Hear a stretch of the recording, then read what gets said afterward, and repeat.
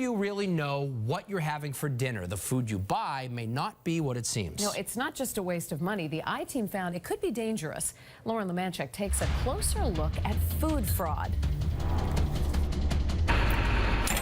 Customs and Border Patrol officers inspecting imported food on the Boston waterfront and headed for tables across New England. All right, looks good. These shipments checked out, but that's not always the case.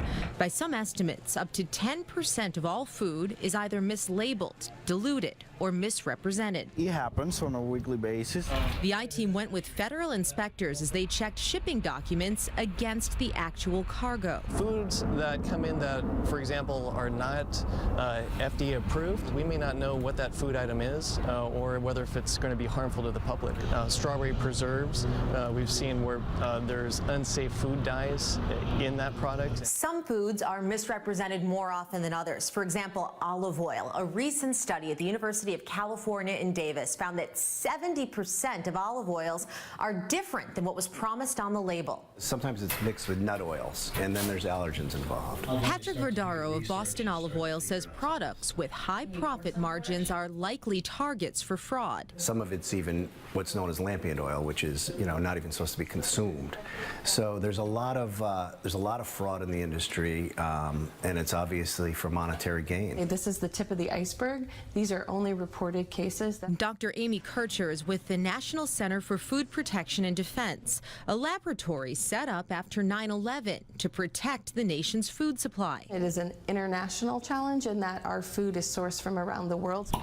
Wine is a product they monitor closely. Wine certainly has been adulterated where people have added substitutes like diethyl glycol. So it's like an antifreeze that was added to wine to increase sort of the movement in your mouth. Honey is often transshipped or sent through multiple countries to cover the trail of pesticides banned in the U.S. Fillets look very similar at times.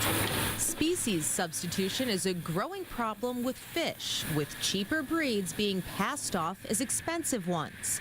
Legal Seafoods only buys fish whole, so they can't be tricked, and does their own testing in an on-site lab. There were some stories about, again, some Asian fish coming over, they're known as swai, and appearing on menus as grouper or red snapper. Substituting escalar for tuna. Tuna is more expensive. Escalar, on the other hand, is just naturally a product that causes some gastrointestinal problems in people. So when you substitute it, we're increasing public health risk. Experts say the best defense is to shop at reputable outlets and be realistic about the price. If an item is just too inexpensive, then there's a higher chance fraud's involved. For the I-Team, Leamanczyk, WBZ News.